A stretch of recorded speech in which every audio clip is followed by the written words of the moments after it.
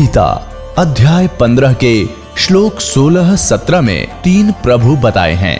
ये 3 प्रभु कौन हैं? किस प्रभु की शरण में जाने के पश्चात जन्म और मरण समाप्त हो सकता है? 3 प्रभुओं में सबसे उत्तम परमात्मा कौन है? कैसा है? उसका क्या नाम है? इन सभी गूढ़ रहस्यों को जानने के लिए अवश्य सुनिए जगत गुरु तत्वदर्शी संत रामपाल जी महाराज के अमृत वचन। पास्यंग किसे बोलते थे? जैसे किसी की तखड़ी में जैसे सौदा लेने आता था व्यापारी। इस दास का जन्म किसान परिवार में हुआ, तो ये बनिए लोग आते थे। कोई गेहूं तोलता था, कोई बाजरा ले जाता था, तोलते थे तखड़ी में। और वो सबसे पहले उस बैलेंस को, तखड़ी को ऐसे चेक करता था इसमें कोई एरर तो नहीं है। यदि उसमें कोई एरर होती, मान ले एक पलड़ा ऊंचा एक नीचा हो जाता और वो डंडी ऐसे डंडी होती थी, उसको पकड़ के ऐसे करते थे, तो वो उसको ठीक करता था, बैलेंस बनाता था। उसके लिए क्या करता था, उसी कनक मत है, जैसे गेहूं तोड़ रहा है तो गेहूं से ही एक मुट्ठी गेहूं उठाए और उस साइड में रख देता था जिधर का पलड़ा ऊंचे ऊपर को हो जाता था, ऐसे होता। फिर वो बैलेंस हो जाता था। 10 ग्राम 20 ग्राम जितना भी 50 ग्राम कणक डाल देने से फिर जिसमें कणक डाली है उसी में बट्टे रख दिए जाते थे और दूसरी तखड़ी के तराजू से कणक भर भर के और फिर तोली जाती थी। यानी असली सौदा तो अन्य है और पासंग तो थोड़ा सा वो गेहूं था, एक मुट्ठी भर 100 ग्राम 50 ग्राम, उसको पासिंग के लिए यूज किया गया। पासिंग माने उस बैलेंस की, तखड़ी की कमी को ठीक करने के लिए, एरर को ठीक करने के लिए वो नॉन एज पासिंग, उसको पासिंग कहा करते हैं। तो परमात्मा कहे हैं ये 3 लोक, पृथ्वी, स्वर्ग और पाताल, इन 3 लोक की तक इतना समझो यो तो जैसे वह पासिंग की तरह रख दिए जाए, इनका कोई यूज ही नहीं। उस सौदे में तो कि आते को ना। तो क्या बताते हैं, सतनाम पालड़े रंग होरी हो और 14 लोक चढ़ावे राम रंग होरी हो, 3 लोक पास्यंग धरे रंग होरी हो, तो ना तुले तुलाया राम रंग होरी हो। पुण्यात्माओं, जिन्होंने 2 वर्ष 3 वर्ष 4 वर्ष इससे अधिक जो समय हो गया इस दास के इस तत्व ज्ञान को सुनते हुए, जो परमात्मा ने, कबीर जी ने हमें प्रदान किया हुआ है रहम करके, वो तो आसानी से समझ सकते हैं। जो बच्चे नए आए हैं वो अभी इन बातों से परिचित नहीं होंगे, लेकिन धीरे धीरे आज पहली कक्षा में आए हैं, प्रथम कक्षा में, फिर कुछ दिन के अंदर इनको द्वितीय कक्षा जैसा ज्ञान हो जाएगा, फिर तृतीय, तो ऐसे ही आपका विकास होगा दिमाग का, माइंड का। तो आसानी से समझ सकते हैं कि एक सतनाम की कितनी कीमत है और आपने कितने दिन हो गए इस सिमरन को करते हुए, और आपकी भक्ति का बैलेंस अभी तक पूरा नहीं हो पा रहा। इससे आप आइडिया लगा सकते हो आपके ऊपर कितना कर्ज है इस काल का, और इतनी कमाई करते करते भी अभी हम उसकी भरपाई नहीं कर पा रहे हैं, लेकिन होगी ऐसे ही। तो इस प्रकार हमने इस तत्व ज्ञान को समझना कि हम इतने जन्मों से इस काल के जाल में फंसे हुए हैं। अब हमारे को इस काल ने किस प्रकार बांध रखा है। ये पृथ्वी लोक एक परिजन है, हमारी कैद है, न समझ लो, यहाँ पर हमें जेल में डाल रखा है। अब हमने यहाँ से चलना है, इसका कर्जा उतारना है। इस काल के कर्जे को से मुक्त होकर, इसके लोन से मुक्त होकर ही हम यहाँ से जा सकते हैं। अब प्रसंग ये चल रहा है कि इस तत्व ज्ञान से कोई भी परिचित नहीं है और सत साधना ना करने से हम मनमाना आचरण करते करते अपना जीवन व्यर्थ कर रहे हैं। अब जैसे आपको ये दास बताना चाह रहा था कि हम इस काल के कर्जे में यानी इसके लोन में इतने दब चुके हैं कि हम अपने स्तर से यहाँ से बाहर नहीं जा सकते। जैसे कोई विदेश चला जाता है और विदेश में जाकर उसने कोई अपना व्यवसाय शुरू किया, उसने बिजली का कनेक्शन ले लिया, टेलीफोन का लिया, पानी का लिया और भी कोई गैस का ले लिया, और उसका बिजनेस किसी कारण से डिफेक्ट हो जाने से, ठीक से ना करने से वो फेल हो गया, तो वो उसका जो टैक्स वो देता था, जैसे बिजली का बिल भरता था, टेलीफोन का बिल भरता था, पानी का बिल भरता था, सरकार का टैक्स भी देता था, तो वो नहीं भर सका, तो उसकी सुविधाओं से उसको वंचित कर दिया गया, सब कनेक्शन कट गए, अब वो बिल्कुल ही कंडेम हो गया। तो उसका उत्थान करने के लिए क्या आवश्यकता, किस चीज़ की आवश्यकता होती है? जैसे बैंक में लोन लेने जाते हैं या किसी विभाग में अपना कार्य को फिर सुचारू करवाना चाहते हैं, जैसे टेलीफोन का दोबारा चालू करवाना चाहते हैं, तो उसका विकल्प है कि कोई गारंटर चाहिए इसको, और वो कहे कि भी मैं इसका जो है ना गारंटर बनता हूँ, आप इसकी सुविधा चालू कर दो। तो वो किसी भी आधार से उस गारंटर से चाहे पैसे लें या वैसे गारंटी लेकर चालू कर सकते हैं, तो वो उस विश्वास है तो वो कर सकते हैं। और फिर उसने सभी सुविधाएं वापस दिलवा दी किसी व्यक्ति ने गारंटर बनकर, तो फिर वो सुविधा प्राप्त होगी। जो व्यवसाय करता था, बिजनेसमैन था, तो उसने फिर अपनी मेहनत करके, अपने बिजनेस करके उस कर्जे को जो बैलेंस छोड़ रखा था जिस भी विभाग का, तो वो उसको दोबारा देना पड़ेगा। और जब वहाँ से कर्जा मुक्त हो जाएगा और यहाँ आने जोगी पूंजी भी उसके पास होगी, तभी वो स्वदेश आ सकता है। ऐसा ही जानो, आप सतलोक से यहाँ आगे गलती थे और यहाँ आकर के आपने भक्ति रूपी सौदा करना चाहा, लेकिन शास्त्र विधि त्याग का मनमाना आचरण करने लगे आप, जिससे जो पूंजी आप सतलोक से पुण्य लेकर आए थे वो पुण्य आपके नष्ट हो गए, खत्म हो गए। यहाँ इस जहाज में बैठ कर यहाँ पहले तो स्वर्ग में रखा आपको, इसने आपको कति भक्तिहीन करा दिया, नीचे छोड़ा ही नहीं। वहाँ स्वर्ग क्या है? एक रेस्टोरेंट है। रेस्टोरेंट में वही व्यक्ति जाता है जो हिली स्टेशन होते हैं, जब पहाड़ी क्षेत्र हैं वहाँ पर रेस्टोरेंट बने हैं, साहूकार पैसे वाले धनी व्यक्ति वहाँ जाते हैं, 50-60 हज़ार रुपये ले जाते हैं, 2-3 महीने गर्मियाँ वहाँ मौज मस्ती कराते हैं और पैसे बर्बाद हो जाते हैं, सब खत्म हो जाते हैं, खर्च हो जाते हैं, तो फिर वापस वह अपने कर्म क्षेत्र में ही आते हैं। तो ऐसा वो स्वर्ग है। तो जब हम सतलोक से आए तो इसने हमें वहाँ स्वर्ग बना करके वहाँ रखा, ब्रह्मलोक में।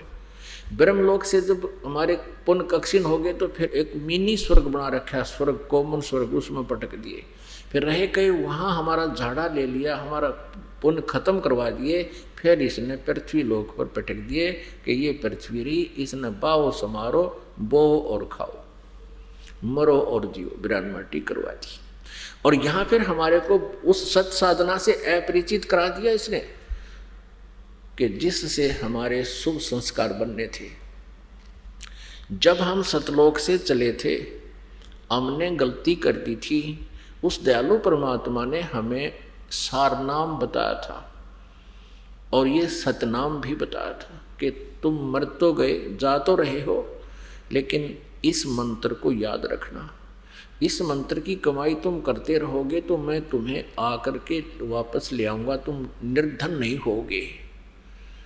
इस काल ने सबसे पहले हमारे ऊपर ये 3 इंजेक्शन लगवा दिए, एक रजगुण, दूसरा सतगुण, तीसरा तमगुण। अब हम भूल गए, माँ के गर्भ से बाहर आते ही हम भूल गए कौन है, कहाँ से आए थे, हमारा क्या उद्देश्य है। हमें ये नहीं पता कि हम पहले मनुष्य भी थे या नहीं थे, हमारी इतनी बुद्धि संकीर्ण होगी। तो काल ने ये मंत्र और यथार्थ साधना भी गुम कर दी, नष्ट कर दी।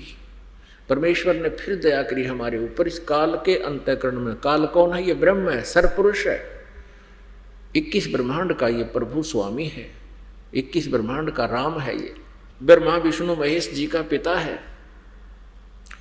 इस काल भगवान ने अर्थात ब्रह्म ने, जो गीता जी अध्याय नंबर 11 के श्लोक नंबर 32 में कहता है कि मैं काल हूं,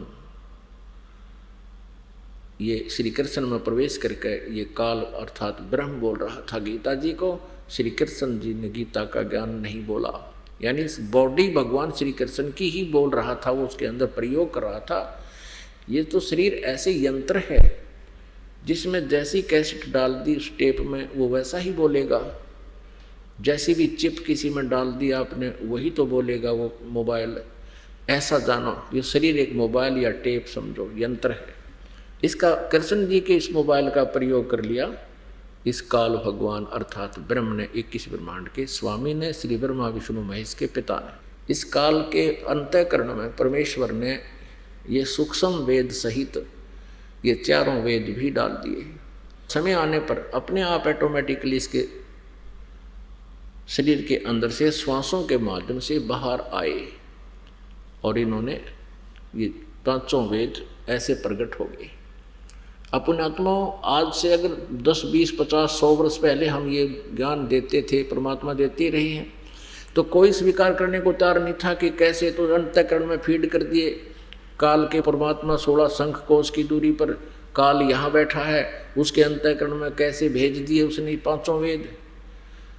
अब बहुत आसान हो गया है, जैसे आजकल ईमेल चलती हैं, फैक्स आते हैं और एक मोबाइल से दूसरे मोबाइल में ब्लूटूथ के माध्यम से पूरी की पूरी फिल्म, पूरे के पूरे आइटम दूसरे में चले जाते हैं और कोई आना जाना तार भी ना ला रखे। और वो परमात्मा तो समर्थ है, उसकी विज्ञान की तो पासिंग भी नहीं है इस कलयुग की विज्ञान। कलयुग की विज्ञान तो परमात्मा के उस विज्ञान यानी तत्व ज्ञान के सामने, विज्ञान कहो चाहे तत्व ज्ञान कहो, ये विज्ञान यहाँ की है, वो तत्व ज्ञान वहाँ परमेश्वर के आध्यात्मिक विज्ञान है, उस विज्ञान के सामने तो पासिंग भी नहीं है। तो अब हम आसानी से समझ जाएंगे कि कैसे वो परमात्मा लीला करता है। सतलोक बैठे हुए वो सबके अंतःकरण में एक ही स्विच ऑन करके सबके अंदर ये भेज सकता है और सबके यहाँ से भी फैक्स परमात्मा के दरबार में जाते हैं और एक एक हमारे अंतःकरण में हमारे आत्मा के साथ एक ऐसा यंत्र ला रखा परमात्मा ने, आध्यात्मिक यंत्र। उसमें असंख्यों जन्मों के हमारे सब संस्कार उसमें डिपॉजिट हैं कोड वर्डों में। उसी की नकल परमात्मा ने यहाँ थोड़ी सी दी, जैसे चिप होती है, वो 4 GB की चिप भी इतने साइज की है, 1 GB की भी उतनी साइज की है। तो ऐसे ही परमात्मा ने हमारे अंतःकरण में ऐसी चिप ला रखी है, मैं सोच रहा हूँ, और उसमें असंख्य जन्मों के ये कोड वर्डों में असंख्य जन्मों का मैटर आपका फीड है। तो ऐसे उस परमेश्वर ने इस काल के ब्रह्म के अंतःकरण में पांचों वेद दिए थे और समय आने पर इसके ऑटोमेटिकली इसके शरीर से बाहर निकल गए थे। ये भी मालिक की कृपा है। जैसे मादा को गर्भ रहता है, 9 महीने के बाद या 10 महीने के बाद जो भी जिसका पीरियड है, जिस भी मादा का, जैसे पशु पक्षी या नर, तो ऑटोमेटिकली बाहर आ जाता है। ऐसे ही परमात्मा ने इसके अंतःकरण में ये पांचों वेद ऐसे फीड कर दिए थे। और जब सतयुग प्रारंभ हुआ उसके थोड़ा सा तुरंत ही कुछ देर के बाद जब इसने ये बकवाद करनी शुरू कर दी, अपने मनमुखी ये बात ज्ञान देने लगा, उसी समय परमेश्वर ने इसके अंतःकरण से वो समय अनुसार अपने आप बाहर आगे समुद्र में पटक दिए इसने। फिर इसने देखा 5वां वेद नष्ट कर दिया जिसमें परमात्मा के पाने का पूरा अच्छा विवरण है, विस्तार से कही गई है, और 4 वेद रख लिए जिसमें केवल ब्रह्म तक की ही साधना का विवरण है। ब्रह्म का मंत्र ओम है और इसने ये वेद दे दिए हमारे थे। तो प्रसंग चल रहा था यजुर्वेद अध्याय नंबर 40 के श्लोक नंबर मंत्र नंबर 15 में यही कहा कि ओम कर्तु समर किलवे समर कर्तुम समर। तो ब्रह्म तक की साधना का जो भी विवरण था वो तो रख दिया इसने, बाकी नष्ट कर दिया। उसके लिए ऑप्शन छोड़ दिया कि तत्वदर्शी संत बताएंगे क्योंकि वेदों में भी, सूक्ष्म वेद में भी यही है कि परमात्मा आता है, स्वयं आएगा और ये ज्ञान बताएगा। परमात्मा मनुष्य सदृश है, साकार है। इसने, काल ने, ब्रह्म ने निराकार की थ्योरी सबके अंदर थोप दी। किसी ने पूछ लिया परमात्मा कैसा निराकार है, कैसा है निराकार है, वो दिखाई थोड़ा ही देता है। तो परमात्मा साकार है, मनुष्य सदृश हैं, वो आते हैं, एक साधु संत का रूप बनाते हैं, आध्यात्मिक टीचर जैसा रूप बनाते हैं, क्योंकि उसने नकली आध्यात्मिक टीचर बना रखे होते हैं। तो वो परमात्मा भी उन आध्यात्मिक टीचरों जैसा समय अनुसार जैसी भी उनकी वेशभूषा होती है वैसा ही बनकर आते हैं। तो उस समय हम उनको पहचान नहीं सकते, क्योंकि अज्ञान सिद्धांत के आधार से हम भगवान को निराकार मानकर और परमात्मा से ये भी कहते रहते हैं कि मैं पूर्ण परमात्मा हूँ, हम स्वीकार नहीं करते। जिस कारण से काल का ये दाव लगा हुआ है और हमें यहाँ मूर्ख बनाए बैठा है। तो परमात्मा ऐसे आते हैं और फिर बताते हैं, चारों युग में संत पुकारे, कोक कहा हम एल रे, हीरे माणक मोती बरसें, ये जग चुगता ढेल रे। कि मेरे से परिचित दो संत हैं, वो भी यही मेरे यथार्थ ज्ञान में मुझसे प्राप्त करके, हेल माने आवाज़ लगा लगा के, ढोल के डंक के ऊपर बताते हैं। और हम जो साधना बताते हैं वो तो समझो हीरे मोती माणिक, और तुम जो साधना आन उपासना कर रहे हो ये है कंकर पत्थर इकट्ठे कर रहे हो, धोखे में लाल हीरे को जानकर कौड़ियां इकट्ठे कर रहे हो। उस भूल को मिटाने के लिए परमात्मा यहां आते रहे। उन्होंने हमें ये ज्ञान दिया है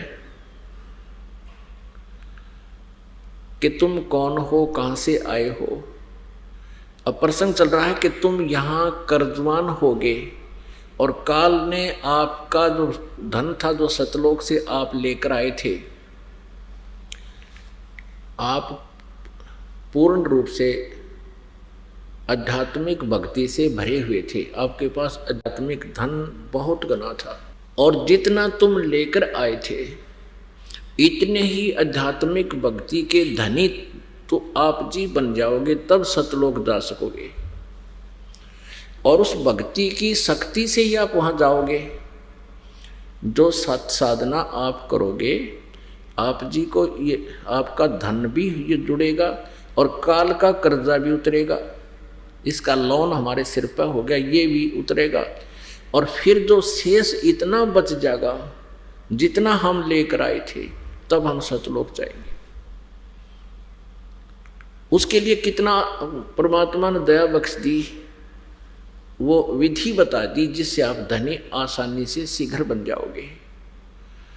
सतनाम पालड़े रंग होरी हो, और 14 लोक चढ़ावे राम रंग होरी हो, 3 लोक पासंग धरे रंग होरी हो, तो ना तुले तुलाया राम रंग होरी हो।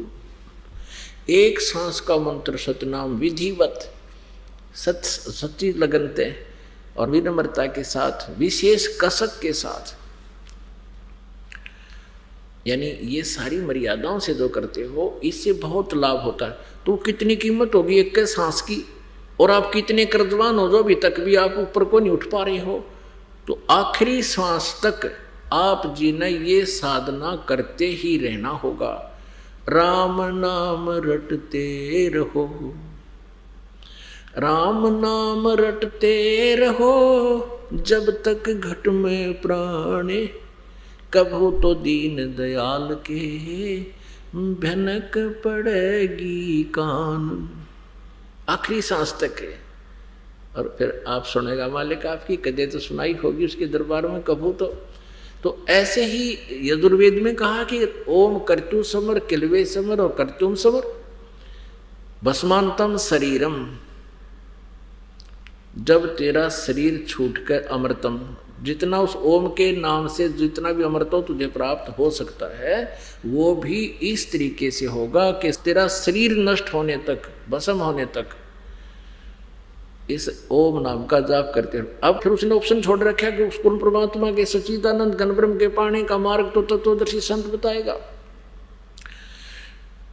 और अभी आपने सुना कि 17वें अध्याय के 23वें श्लोक में सच्चिदानंद घन के पाने का 3 मंत्र के जाप का निर्देश है। ओम, तत् और सत। तत् सांकेतिक है, और मंत्र है, अन्य मंत्र है वो, और सत भी अन्य मंत्र है। वो सत जो है वो सार नाम है, वो कोड वर्ड है सत। हमने सतलोक में जाने का, सच्चिदानंद घन ब्रह्म के पाने का, ये 3 नाम का जाप जपना है। और इसके अतिरिक्त ये तो है सतलोक जाने का।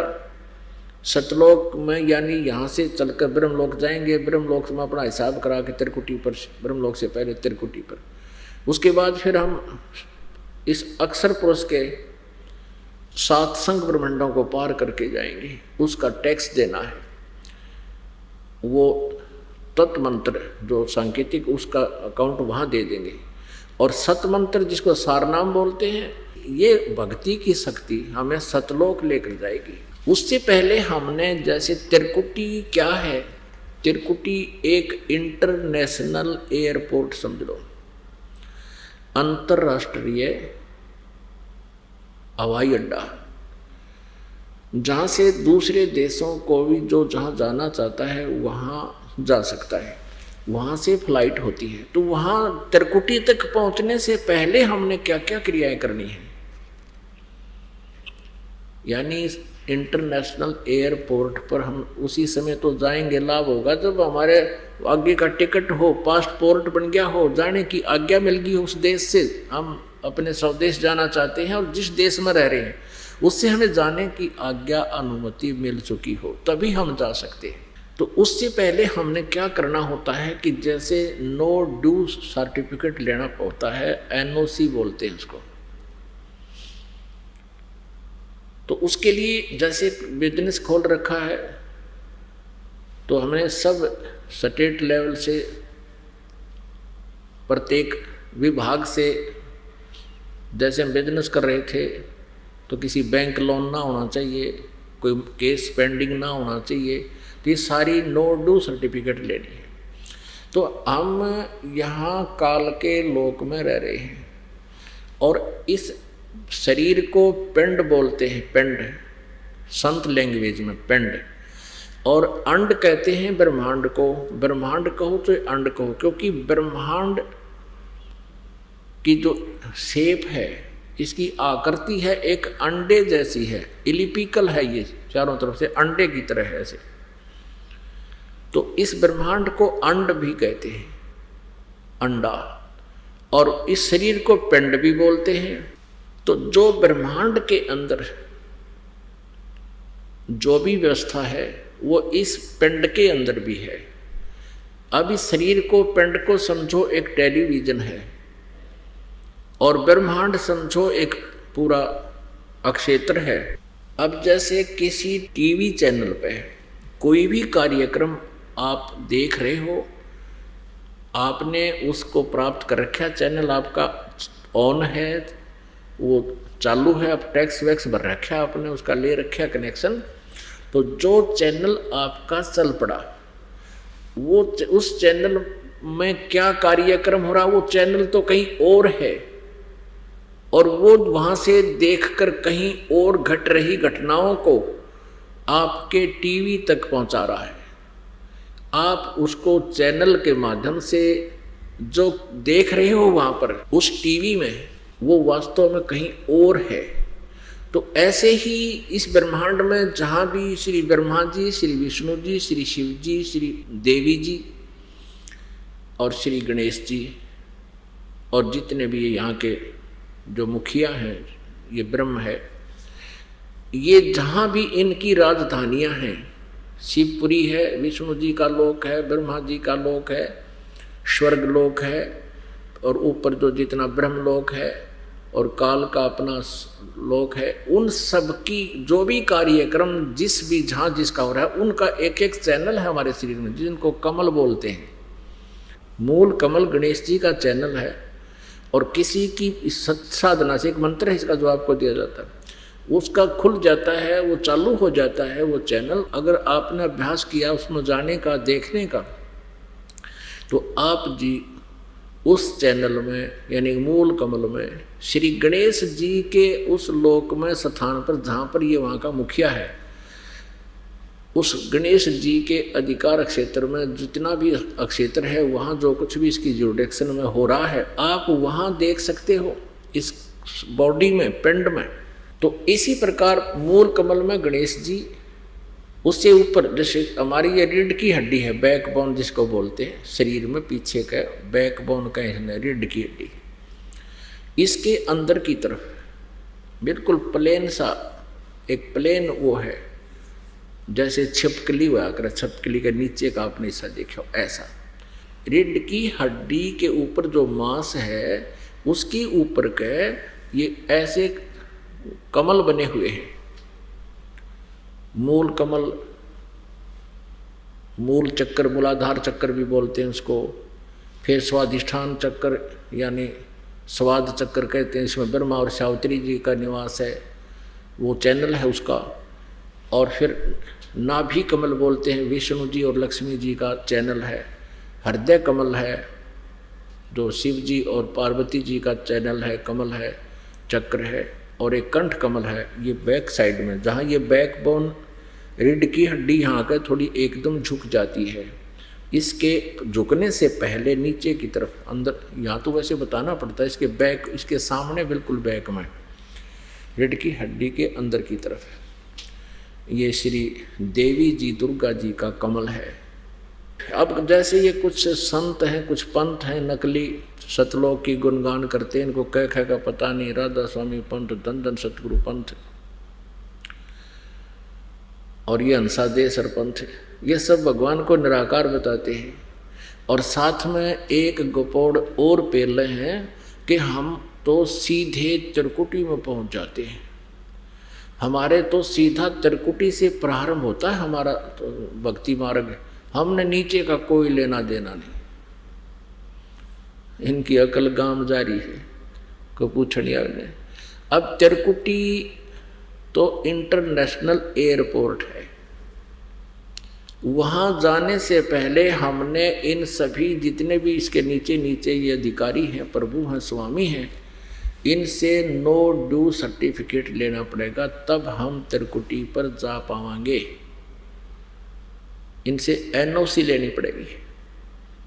इनसे एनओसी कैसे मिलेगी कि जैसे आप जी को प्रथम मंत्र दिया जाता है, प्रथम मंत्र में फर्स्ट और लास्ट मंत्र को छोड़कर बीच के जो 5 मंत्र हैं वो इन्हीं कमलों से ऋण मुक्त होने के हैं। ये पूजा नहीं है, ये मजदूरी है आपकी।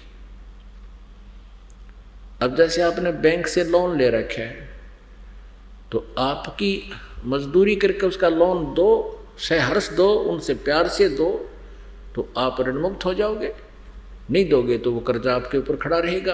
तो ऐसे तो उस बैंक के मैनेजर या किसी व्यक्ति से आपका कोई पर्सनल नाता नहीं, एक लेन देन वाला नाता है। तो ऐसे ही इन भगवानों स्वामियों का हमारा कोई विशेष नाता नहीं, लेकिन ये यहाँ के स्वामी हैं, हम यहाँ की प्रजा हैं, और हमने इनके अंतर्गत रह करके अपने इस लोन को समाप्त कराना है, इनसे नो ड्यू सर्टिफिकेट लेना है, तब हम त्रिकुटी पर जा पाएंगे। और बाकी ये कहने की बात है केवल मूर्ख बनाने की कि हम तो सीधे त्रिकुटी पर ध्यान लगाते हैं। ये ऋषि मर गए त्रिकुटी पर ध्यान ला ला के, आज तक की तक ठिकाना नहीं इनका। झूठा ज्ञान है, ज्ञान ही झूठा है। राधा स्वामी पंथ और धन धन सतगुरु पंथ वाले का ये ध्यान कहाँ लगाएंगे? ये मूर्ख बना रहे आप जी को। आपको कितनी बार दिखाया इनका ज्ञान। सतनाम पर घाटा जोड़ रहे, यही सतनाम, सतनाम सार नाम भी इसको कहते हैं, सतलोक भी सतनाम को कहते हैं, सार शब्द भी सतनाम, सतपुरुष भी सतनाम को कहते हैं। ये सार वचन वार्तिक और वचन नंबर 2, 3 और 4 में कति क्लियर कर रखे इन्होंने अपना ज्ञान। ये कितने अज्ञानी थे, जिनका ज्ञान इतना नकली है तो ये समाधि लाओ 2.5 घंटे, ये केवल अपना जीवन नष्ट कर रहे हैं। अब जो ये कहते हैं कि हम तो सीधे त्रिकुटी पर पहुंच जाते हैं, यह त्रिकुटी कोई बरवाला का बस स्टैंड नहीं है कि पैदल चला गया तो पहुंच गया, रिक्शा कर ली तो पहुंच गया, बड़का खेल नहीं है। वहाँ जाने से पहले हमने इन 5 नामों का जाप करना पड़ेगा। और ये केवल 5 नामा बगाटा जोड़ रहे, और वो 5 भी काल के नकली, ओंकार ओंकार ज्योति निरंजन सारे काल के। और सोम सुन दिया कबीर जी की वाणी में कि तो सोम और सतनाम भी नाम बता दिया। सतनाम में भी ये मंत्र बता रहे हैं, अकेला जपन का, जैसे ओम जपना है ओंकार के उसने। तो ये अज्ञान संग्रह है इन लोगों का, मनमुख आचरण। तो वो 5 नाम भी जो श्री गुरु ग्रंथ साहिब में 5 शब्दों की धुनकार बताई है, वो शब्द भी ये है जो दास आपको दे रहा है। तो इन 5 नामों के जाप से आपका कर्जा मुक्त होगा गणेश जी से।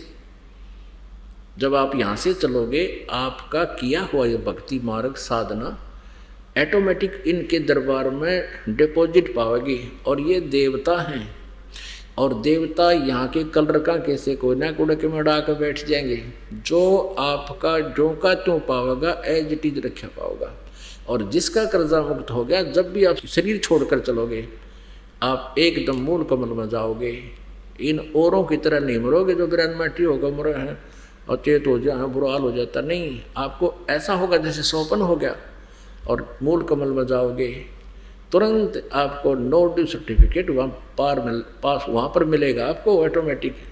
और फिर ब्रह्मा जी के लोक में, फिर विष्णु जी के लोक में, फिर शिव जी के लोक में कमल में, फिर त्रिकुटी में, यहाँ होंगे कंठ कमल में। यहाँ से हम सीधे फिर त्रिकुटी पर पहुँचेंगे। अपने आत्माओं, जब हम त्रिकुटी पर पहुंच जाएंगे, तब इस 3 मंत्र के जाप भक्ति का रोल प्रारंभ होगा। यहाँ तक त्रिकुटी तक आने से पहले तो इन 5 मंत्रों का, ये 2 मंत्र आपको इसलिए एक्स्ट्रा दिए जाते हैं, ये परमात्मा के मंत्र हैं, पूर्ण परमात्मा के। इनका भी फिर कन्वर्ट कर दिया जाएगा आपको सतनाम के साथ, इसके क्रेडिट आपका साथ जोड़ दिया जाएगा। तो फिर आप ऊपर आओगे, त्रिकुटी में पहुंचोगे, तो वहाँ परमात्मा आपको मिलेगा इस दास के रूप में। वहाँ काल डंडी मार जाता है, वहाँ काल सोचता है चल यहाँ तक तो आगे कोई बात नहीं, इनकी कमाई अभी इनको ले डूबेगा कितने। तो वहाँ बहुत ज़बरदस्त जैसे एक मेला लगा हुआ होता है। कहीं मेले देखे हो, कितने कोई नाच रहा है, कोई डांस कर रहा है, कोई बंदर नचा रहा है, कोई रीछ नचा रहा है, कितने सांग होने लग रहे हैं, कोई कुछ जादूगरी दिखा रहा है। तो वहाँ जो उद्देश्य से जो व्यक्ति गया है, वो उद्देश्य ना भूल जावे। और उनके नाच गाने खेल के जेब में पैसे हैं, पैसे से वहाँ सब टेंट लगे होते हैं, टैक्स टिकट लगी होती है, तो सर्कस हो रहे। तो वहाँ परमात्मा आएगा इस दास के रूप में, नूरी रूप बना के। नूरी मीन तेज पुंज के शरीर में होगा, एज डी जागृति होगी, सुंदर शरीर होगा और बहुत हल्के तेज पुंज का होगा। उसको देख करके आप जी ने तुरंत, जैसे अब आपका भाव है और आप कहीं बाजार में हो या कहीं मेले में गए हो या कहीं यात्रा में जा रहे हो और आपको कहीं ये दास खड़ा मिल जाए कि गुरुजी वहाँ वो खड़े, पता लगते ही आप बस छोड़कर भाग लोगे। वो गुरुजी के दर्शन करने जाते हैं तो वो स्वभाव अगर आपका सही है, आपके हृदय में जगह है। अब ये जो रिहर्सल आपकी कराई जा रही है, ये फाइनल एग्जाम के लिए है। अब जैसे यहाँ कई बैठे रहते हैं, दर्शनार्थ भी ना आते, जब दर्शन शुरू होते हैं तो भगत जन शिकायत करते हैं जी वो बैठे हैं जैसे आम दिनों में समागम से अतिरिक्त, तो वो आ नहीं रहे, कह भी दिया हमने, कहते हैं सामने देख लेंगे। तो वो अभी बालक हैं। तो इस तरह जो रिहर्सल आप कर रहे हो, ये फेल होने की और आवाज़ लग जाती है दर्शन की, तो तुरंत आपके उमंग हो कब दाव लगे दर्शन करें भगवान गुरु जी का।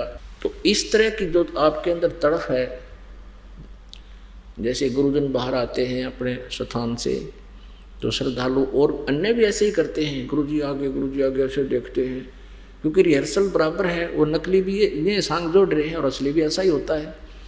तो उनकी भी वही आस्था है कि गुरुजी के दर्शन हो गए, हो कहाँ खड़े हैं वो खड़े। तो ये कसक भगत की होनी चाहिए और ये वहाँ काम करेगी। अब वो नकली जैसे और साधना कर रहे हैं, मान ले किसी की पिछली पुण्य कमाई शेष रह रही है, कुछ ऐसी पुण्यात्मा हैं जैसे ये संत बन गए हैं राधा स्वामी पंथ के या अन्य किसी पंथ के नकली, ये पिछले जन्मांतर के पुण्यकर्मी प्राणी हैं और ये जीवन ये बहुत ठाठ बाट से व्यतीत कर जाते हैं, लाखों लोगों को चिपकाए बैठे हैं। जब इनकी मृत्यु होगी ये भी त्रिकुटी पर जाएंगे। अगर इनकी कोई पिछली शेष रह जाती है कुछ एक की कमाई इतनी, क्योंकि असंख्य जन्मों से, और ये कौन है? ये वही आत्मा, अच्छी आत्मा जो कभी परमात्मा कबीर जी के शिष्य रहे हैं और उन्होंने इस सत साधना इस पीक टाइप में की है। ये जो अब भक्ति युग चल रहा है, भक्ति काल चल रहा है, ये बिचली पीढ़ी में, और ये कुछ दिन साधना करके विमुख हो गए, काल के फंस गए। इब काल ने इनके, इस ब्रह्म ने इनके कर्म बिगड़वाने के लिए दोबारा मनुष्य जीवन कलयुग में दे दिया और ये पिछली भक्ति के कारण आज इतने इनमें प्रभाव है, लाखों लोग चिपके हुए हैं और अब पता लग रहा है कि इनके पास खख भी नहीं है, फिर भी वहाँ से हटने को दिल नहीं करता। तो ये पुण्यकर्मी प्राणी है संत जितने हैं, और इनकी मृत्यु हो जाती है फिर भी इनकी इतनी कुछ पुण्य रह जाती है, ये भी त्रिकुटी पर पहुँच जाते हैं पिछले संस्कार से। वर्तमान का कुछ नहीं इनका हिस्सा होता है इसमें। तो वहाँ काल भी आता है, एक तो उन्हीं के गुरु का रूप बना कर आएगा, वो तो उनको ले जाएगा, फिर चाहे नरक में डालने हो नरक में डाल देगा और कहीं डालने वहाँ डाल देगा। तो ऐसे, और त्रिकुटी पर वैसे सभी प्राणी एक बार त्रिकुटी पर जाते हैं। जैसे कोई साधना कर रहा है, जैसे ओम नाम की कर रहा है, या इस जैसे हम आपको देखते हैं ये 7 नाम, इनमें 5 नाम हैं इनके, ब्रह्मा विष्णु महेश के, तो इनकी भी साधना जो कर रहे हैं ये भी एक बार त्रिकुटी पर जाते हैं। त्रिकुटी से 3 रास्ते बन जाते हैं। एक जाता है धर्मराज के लोक की तरफ, सबसे पहले उनका अकाउंट दिया जाता है, पुण्य और पाप का हिसाब होता है। पाप वाले को सीधा नरक में ठोक दिया जाता है और पुण्य वाले को आगे, जिसने जैसे विष्णु का उपासक है विष्णु लोक में भेज दिया जाता है, शिव जी का उपासक है शिव जी के लोक में भेज दिया जाता है, और ब्रह्म का उपासक ब्रह्म लोक में भेज दिया जाता है। तो वहाँ त्रिकुटी पर सभी एक बार जाते हैं मृत्यु के उपरांत, लेकिन जो सत साधना करने वाले हैं वहाँ पर काल आता है, इस दास के रूप बनाकर भी आ सकता है, और वो अन्य जो पुण्यकर्मी प्राणी हैं उनके लिए भी वो काल वहाँ आ जाता है, उन्हीं के गुरु का रूप बना करके। तो वहाँ आपने सबसे पहले जैसे गुरुजी आते हैं सिमरन अवश्य करना, सतनाम का जैसे प्रणाम करते हो दंडवत, तो कोशिश करो कि एक सिमरन आपका सतनाम का अवश्य हो जाए।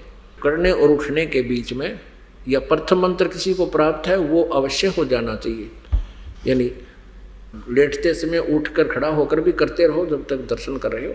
तो फिर क्या होगा, इसके करने से काल अगर होगा इस दास के रूप में वहाँ पर, तो उसका चेहरा बदल जाएगा, वही रूप नहीं रहेगा।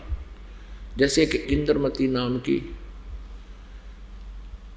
वो रानी थी, परमात्मा कबीर जी ने उसको यही फार्मूला बताया था कि मेरे रूप में काल आ सकता है, इस प्रथम मंत्र का जाप और सतनाम का जाप आप करोगे तो काल का चेहरा बदल जाएगा, उसका रूप वो नहीं रहेगा। ऐसा उसने किया तो सचमुच उसका चेहरा बदल गया था। तो ऐसे ही आप जी जब त्रिकुटी पर पहुंचोगे तो वहाँ काल का एक भयंकर जाल होगा, तो वहाँ परमेश्वर कबीर जी दास के रूप में आएंगे, और जिसकी आस्था है गुरुजी आगे तो एकदम दर्शनार्थ वहाँ उधर चलोगे, आप भूल जाओगे वहाँ क्या हो रहा है। वहाँ तो बहुत बड़े डांस हो रहे हैं, बहुत बुरा हाल वहाँ त्रिकुटी के ऊपर। तो आपने फंसाने के लिए काल ने बहुत ज़बरदस्त जो आप में वीकनेस है वो सारी वहाँ पूरी करने के लिए व्यवस्था कर रखी है। उसमें प्रवेश कौन हो सकता है? वो प्रवेश वो हो सकता है जिसके पर आध्यात्मिक कमाई हो, वहाँ पर फिर परमात्मा आएंगे इस दास के रूप में। फिर वो जब आपका सारी क्रिया फाइनल हो लेंगी, आपको पक्का हो जाएगा गुरुजी ही हैं, सिमरन आप कर रहे हो, क्योंकि आपका अभ्यास सिमरन का बहुत ज़बरदस्त बन जाएगा, सतनाम देगा। तो फिर क्या होगा, परमात्मा आएंगे और आपके साथ हो लेंगे, कहा मेरे साथ। फिर वहाँ धर्मराज के दरबार में ले जाएंगे और कहेंगे इनका हिसाब कर। अब जैसे गीता जी अध्याय नंबर 17 के श्लोक नंबर 23 में ओम तत्सत इति निर्देश है ब्रह्मण त्रिविधा समर्थ है, सच्चिदानंद घन ब्रह्म के पाने का ये 3 मंत्र का जाप है। ओम तत् और सत। ओम तो ब्रह्म का है। गीता जी अध्याय नंबर 8 के श्लोक नंबर 13 में गीता ज्ञानदाता कहता है कि ओम इति एकाक्षरम ब्रह्म व्यवहारन माम अनुस्मरण ये प्रयाति तदंदेहम स याति परमाम गतिम। मुझ ब्रह्म का, माम ब्रह्म, मुझ ब्रह्म का केवल एक ओम अक्षर है, यह एक ओम अक्षर है, नथिंग एल्स। और उच्चारण करके सिमरण करता हुआ यह प्रयाति तदंदेहम, जो शरीर छोड़कर जाता है, स याति परमाम गति, वो ब्रह्म से मिलने वाली जो परम गति है, यानी ब्रह्म लोक मिलता है ब्रह्म से, उसको प्राप्त होता है। गीता जी अध्याय नंबर 8 के श्लोक नंबर 1 में अर्जुन ने पूछा कि जो 7वें अध्याय के 29 श्लोक में आपने तत्ब्रह्म की जानकारी दी है, तो वो किम तत्ब्रह्म, कि जिसके जानने के बाद फिर जरा मरण से छूटने का प्रयत्न करता है साधक, तो किम तत्ब्रह्म। गीता ज्ञानदाता ने 8वें अध्याय के 3 श्लोक में कहा कि वो परम अक्षर ब्रह्म है, गीता ज्ञानदाता से भिन्न है, और वो सच्चिदानंद घन ब्रह्म है। अब उसने कहा कि 8वें अध्याय के 5 और 7 मंत्र में, श्लोक में, गीता ज्ञानदाता अपनी भक्ति के लिए कह रहा है, मेरा ओम मंत्र है। 8वें अध्याय के 13वें श्लोक में स्पष्ट कर दिया। और इसका जो भक्ति करता है, ओम नाम की मेरी साधना करता है, तो मुझे ही प्राप्त होगा। तो युद्ध भी कर और मेरा स्मरण भी कर। 8वें अध्याय के फिर 8, 9, 10 इन 3 मंत्रों में, श्लोकों में उस सच्चिदानंद घन ब्रह्म की साधना करने को कहा है, जिसे 8वें अध्याय के 3 श्लोक में परम अक्षर ब्रह्म कहा है। अब उसकी साधना करता है, उस सच्चिदानंद घन ब्रह्म की, या ये समझो परम अक्षर ब्रह्म की साधना करता है, तो भक्ति की कमाई से अंत समय में वो साधक भक्ति बल से उस परमात्मा को ही प्राप्त होता है। कति फाइनल कर रखा है। अब उसको कैसे प्राप्त होता है? अब गीता ज्ञानदाता 4थे अध्याय के 5 और 9 श्लोक में, और गीता जी के अध्याय नंबर 2 श्लोक नंबर 12 में, अध्याय नंबर 10 के श्लोक नंबर 2 में स्पष्ट करता है कि मेरे जन्म होते हैं, मृत्यु भी होती है। तू नहीं जानता अर्जुन, मैं जानता हूं, मेरे कर्म दिव्य हैं, मेरे जन्म भी दिव्य हैं। इससे सिद्ध है कि गीता ज्ञानदाता ब्रह्म के जन्म मृत्यु होती है, और जब तक जन्म मृत्यु है तो वो शाश्वत स्थान नहीं मिल सकता। इसलिए गीता जी अध्याय नंबर 15 के श्लोक नंबर 1 से 4 में स्पष्ट किया है कि तत्वदर्शी संत की पहचान बताते हुए कहा कि जो उल्टे लटके हुए संसार रूपी वृक्ष को, जिसकी जड़ ऊपर ने शाखा नीचे को, तीनों गुण रूपी, इसको तत्व से जानता सभी विभाग बता देगा। जड़ कौन भगवान है, तना कौन प्रभु है, जैसे अक्षर पुरुष एक पेड़ है, निरंजनवा की डार, तीनों देवा शाखा है, ये पात रूप संसार। ये कबीर परमेश्वर जी जब तत्वदर्शी संत रूप में प्रकट होते हैं, ज्ञान देने के उद्देश्य से परम अक्षर ब्रह्म आते हैं कबीर जी, तब उन्होंने अपनी अमृत वाणी में, कबीर वाणी में ऐसा बोला हुआ है। तो जो ये बताए सारा उल्टे लटके संसार रूपी वृक्ष के सभी विभागों से परिचित है, वो तत्वदर्शी संत है। और उस तत्वदर्शी संत की प्राप्ति के उपरांत उस परमेश्वर के परम अक्षर ब्रह्म के उस परम पद की खोज करनी चाहिए, जहाँ जाने के बाद फिर लौटकर साधक कभी नहीं आते, उनका जन्म मृत्यु कभी नहीं होता। और जिस परमेश्वर ने सब ब्रह्मांडों की रचना की है, अर्थात जिससे संसार रूपी वृक्ष की प्रवृत्ति विस्तार को प्राप्त हुई, अर्थात जिसने सब ब्रह्मांडों को रचा है, और केवल उसी की भक्ति करें, और की नहीं करनी, गीता ज्ञानदाता स्पष्ट कर रहा है। इसलिए गीता जी अध्याय नंबर 18 के श्लोक नंबर 62 में कहा कि अर्जुन, तू सर्व भाव से उस परमेश्वर की शरण में जा, जिसकी कृपा से तू परम शांति को और सनातन परम धाम को, सनातन परम धाम को, शाश्वतम शतानम, यानी सनातन परम धाम अमर लोक को प्राप्त होगा, जहाँ जाने के बाद फिर लौटकर संसार में कभी नहीं आती। अब 18वें अध्याय के 63वें श्लोक में ये काल कहता है कि अर्जुन, जो मैंने कहना था तेरे अति ज्ञान दे दिया, क्योंकि अंतिम अध्याय और अंतिम मंत्र चल रहे हैं। अब तेरा जैसा मन माना ऐसा कर ले। ये गुप्त से गुप्त ज्ञान गीता जी का मैंने तेरे ते ही बता दिया, तेने उसकी शरण में जाना है तो तत्वदर्शी संत की खोज कर वो बताओ वैसे साधना कर ले। मेरी शरण में रहना है या उसकी में शरण में जाना है तो ये फाइनल फैसला कर ले। और अब देखो 18वें अध्याय के 63वें श्लोक में एक बार तो कह दिया कि गुप्त से गुप्त भेद बता दिया, अति रहस्य।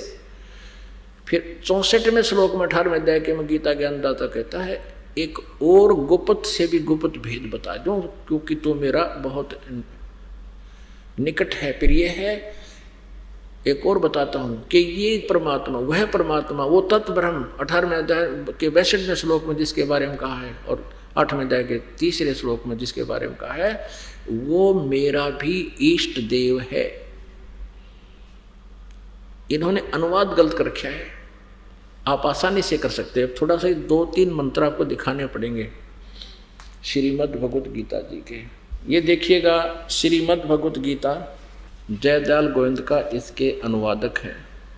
इसके अध्याय 18 में और श्लोक नंबर 62 आपको दिखाते हैं। ये भारत तू सब प्रकार से उस परमेश्वर की शरण में जा, यानी गीता ज्ञानदाता से कोई अन्य है। उस परमात्मा की कृपा से ही तू परम शांति को तथा सनातन परम धाम को शाश्वतम स्थानम प्राप्सी यानी प्राप्त होगा। अब यहाँ 18वें अध्याय के 63वें श्लोक में, 18वें अध्याय के 63वें श्लोक में गीता ज्ञानदाता कह रहा है इस प्रकार, यानी ये गीता का ज्ञान सारा बोल दिया, ये गीता का ज्ञान सब मैंने कह दिया। इस प्रकार यह गोपनीय से भी अति गोपनीय ज्ञान मैंने तुझे कह दिया, गीता का ज्ञान बोल दिया। इस रहस्य युक्त ज्ञान को पूर्णतः भली भांति विचार कर जैसा चाहता है वैसे ही कर। पुण्यात्माओं, श्रीमद् भगवत गीता जी का पूरा ज्ञान जो कहना सुनना था सारा कह दिया इस काल भगवान ने, ब्रह्म ने। अब ये कहता है कि ये अति गुहायत यानी बहुत ही गोपनीय से भी अति गोपनीय ज्ञान मैंने तेरे बता दिया, फाइनल हो गया। अब तेरी मर्जी, मेरी शरण में रहना है तो ठालठ हथियार ठार हो लट्ठम लट्ठा, या शांति नाम की चीज नहीं, युद्ध करना ही पड़ेगा, जैसे कर्म करेगा फल भोगना ही पड़ेगा। इसलिए कहा कि 18वें अध्याय के 62वें श्लोक में कि अगर तेने परम शांति चाहिए, ये झंझट वहाँ ना हो तेरे जी ने, तो उस परमेश्वर की शरण में जा, फिर सनातन परम धाम में चला जाएगा, फिर जन्म मृत्यु कभी नहीं होगी। अब ये कहता मैंने तेरे 18वें अध्याय के 63वें श्लोक में कह दिया कि जो गुप्त से गुप्त भेद था सारा बता दिया। अब तेरी इच्छा जैसा करे वैसा कर ले। एक बार फिर पढ़ो। और फिर 64वें में क्या कहा है, एक और गुप्त बताता हूं कि वही जिसके भी शरण में जाने को तुझे कहता हूं वो मेरा भी पूज्य देव है, मैं भी उसी की पूजा करता हूं, मेरा इष्ट है वो। अब परमात्मा कहते हैं इसको गोरखनाथ जी को, गोरखनाथ तेरा ज्योत स्वरूपी, ये ज्योत स्वरूपी जिसको तुम ब्रह्म कहते हो, या ज्योत स्वरूपी तेरा निरंजन, ये भी धरता ध्यान हमारा, ये हमारा ही मेरे से भक्ति करता है, इसको टुकड़ा देता हूँ जो भी किस ब्रह्मांड चला रहा है ये।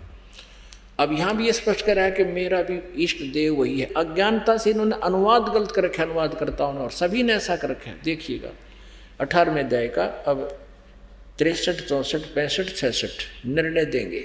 आज के सत्संग का ये निष्कर्ष निकल रहा है 18वें अध्याय का, और ये है 63वां श्लोक आपने पढ़ा। इति ते ज्ञानम आख्यातम गुहायत गुहायतरम मया, इसका अनुवाद है इस प्रकार यह है गोपनीय से भी अति गोपनीय ज्ञान मैंने तुझसे कह दिया, गीता वाला। ये तो हो गया गोपनीय से अति गोपनीय, यानी गोपत से गोपत। इस रहस्य युक्त ज्ञान को पूर्णतः भली भांति विचार कर जैसे चाहता है वैसे ही कर। मेरी शरण में रहना है या उसकी शरण में जाना है। अब 64 में कहता है 18वें अध्याय के 64वें श्लोक में, सर्व गुहात्मम भुवे शरणों में परमम वचः इष्ट असी में दृढ़म इति। इष्ट माने इष्ट देव, बालक ने पूछ ले चाहिए। असी माने है, मे माने मेरा, दृढ़ माने पक्कम पक्का, no nothing else, no doubt. इति माने यही, कौन, जो 18वें अध्याय के 62वें श्लोक में जिसके बारे में तुझे कहा है कि अर्जुन तू सर्वभाव से उस परमेश्वर की शरण में जा, उस परमेश्वर की कृपा से ही तू परम शांति को, सनातन परम धाम को प्राप्त होगा। इसके विषय में कह रहा है कि यह मेरा भी इष्ट देव है। अब 18वें अध्याय का 64वां श्लोक आपको फिर दिखा रहे हैं। अब यहाँ दोबारा गुप्त से गुप्त कहने की क्या जरूरत थी? सर्वगुप्त, सबसे गुप्त, ये तो गुप्त से गुप्त यहाँ बता दिया, गोपनीयों से व्यक्ति गोपनीय ज्ञान मैंने कह दिया। अब कहता है एक और गुप्त से गुप्त फिर सुने, भूया माने फिर सुने। ये देखिए अनुवाद है, संपूर्ण गोपनीयों से भी अति गोपनीय मेरे रहस्य युक्त वचन को फिर सुन। तू मेरा अतिशय प्रिय, इष्ट माने यानी प्रिय कर दिया है, इससे यह है तेरे हित में परम हितकारक वचन मैं तुझसे कहूँगा के कह दिया रे, और के कहूँगा। कहते हैं ये जो इसका देखो सबसे गुप्त ये हो गया। अब कहते हैं इस गुप्त से गुप्त और ज्ञान है, इसको तो फिर सुन में रहते हैं। इष्ट असी में दृढ़ इति, जो 18वें अध्याय के 62वें श्लोक में कहा कि उसकी शरण में जा, उसकी कृपा से तो परम शांति को प्राप्त होगा। और वो मेरा भी पूज्य देव है, मैं भी उसी की भक्ति करता हूँ, और ये तेरे हित में कह रहा हूँ, ये तेरे हित में बोलूँगा। ये बता दिया मैंने, आज तक किसी को नहीं ज्ञान दिया, इतना गुप्त है ये। यहाँ तो इसलिए यहाँ इन्होंने अनुवाद कर दिया गलत कि तू मेरा प्रिय है। प्रिय खड़े के जिक्र था। इष्ट असी में दृढ़मिति, इति माने वही जो 18वें अध्याय का 62वें श्लोक में जिसके विषय मैं कह रहा हूँ, जो मेरा भी पूज्य देव है। अब फिर इन 65वें श्लोक में क्या कहा है, अगीब देख ले। 65वें श्लोक में मुझ में मन वाला हो, अगर मेरी भक्ति करनी है तो मुझ में मन वाला हो, मेरा भक्त बन, मेरा पूजन करने वाला हो, मुझको प्रणाम कर। ऐसा करने से मुझे ही प्राप्त होगा। तुझसे यह मैं सत्य प्रतिज्ञा करता हूँ, क्योंकि तू मेरा अत्यंत प्रिय है। प्रिय ताड़ा आ गया, ये सही है, प्रिय है। अब 18वें अध्याय के 66वें श्लोक के लिए ये 2 घंटे की भूमिका बनाई है। अब ये करेगा क्लियर आज के सत्संग को। क्या कहता है काल गीता ज्ञानदाता, सर्वधर्मान परित्यज माम एकम शरणम वर्ज अहम तवा सर्व पापे भ्यामोक्षामि मा शुच। इन्होंने अनुवाद गलत कर दिया। ये क्या कहना चाहता है कि यदि तूने उस परमेश्वर की शरण में जाना है, 18वें अध्याय के 62वें श्लोक में मैंने कहा उसकी शरण में जा, तो उसकी शरण में जाना है तो क्या करना है, सर्वधर्मान परित्यज माम।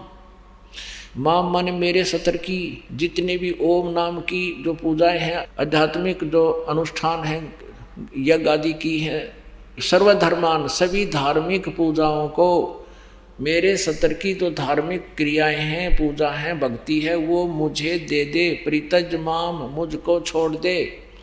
एकम शरणम व्रज, एकम माने उस सर्वशक्तिमान जिसके बराबर दूसरा ना हो, अद्वितीय सचिदानंद घन ब्रह्म परमेश्वर की शरण में वर्ज माने जा। इन्होंने अनुवाद गलत कर दिया। वर्ज का अर्थ आजा कह रखा, मेरी शरण में आजा। अर्जुन दूसरे अध्याय के 7वें श्लोक में कह रहा है कि मैं आपकी शरण में हूँ। अब के टट्टू आ जाए इसकी शरण में, पहले ही हो तो देखो।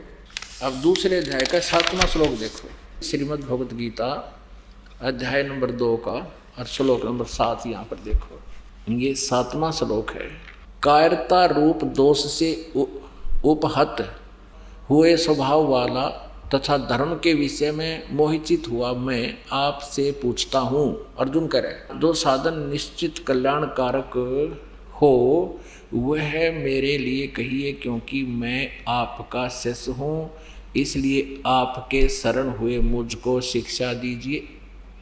अब शरण में यू पहले ही था इसकी शरण में, तो अब न कहो भगवान उसकी अपनी शरण में आने को कह रहा है। ये तो पहले कह मैं आपकी शरण में हूँ, आगे के गया था।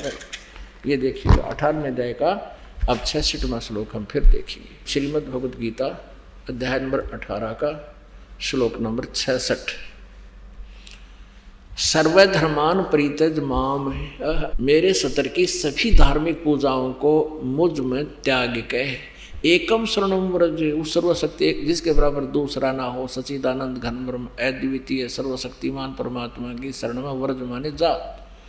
अहम तवा सर्व पापे भय मोक्षामी, मैं तुझे सब उन पापों से मुक्त कर दूंगा, तू चिंता ना करे, माँ सोचे। अब ये देखना इन्होंने क्या किया है, सर्वधर्मान परित्यज, संपूर्ण धर्मों अर्थात संपूर्ण कर्तव्यों कर्मों को मुझ में त्याग कर तू केवल एक,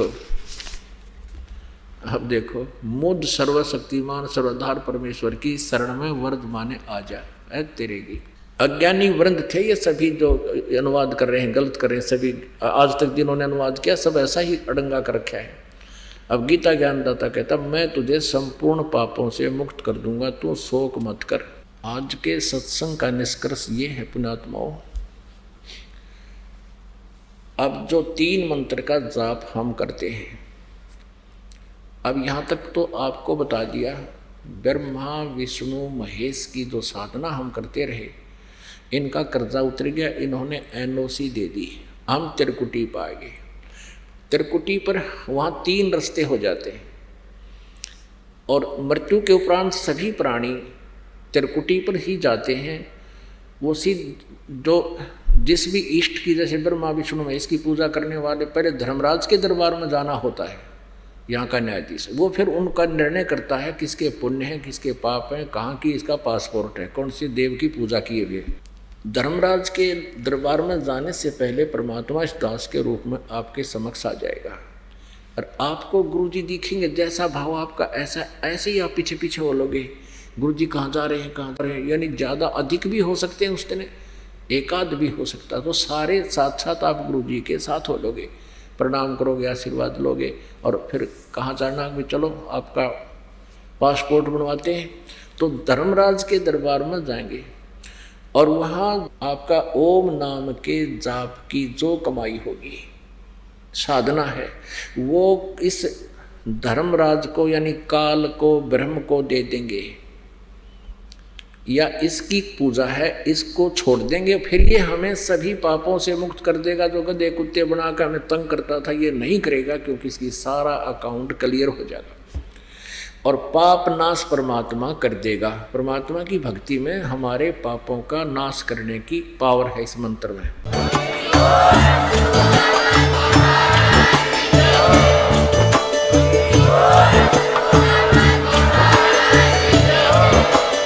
आप सुन रहे थे जगत गुरु तत्वदर्शी संत रामपाल जी महाराज जी के मंगल प्रवचन। अधिक जानकारी के लिए विजिट कीजिए हमारी वेबसाइट www.jagatgururampalji.org। संत रामपाल जी महाराज जी के शुभ आशीर्वाद से पूरे विश्व भर में 500 से भी ज्यादा नाम दीक्षा केंद्र हैं, जिन पर संत रामपाल जी महाराज जी द्वारा ऑनलाइन निशुल्क नाम दीक्षा दी जा रही है। अपने नजदीकी नाम दीक्षा केंद्र का पता करने के लिए संपर्क करें 8222880541।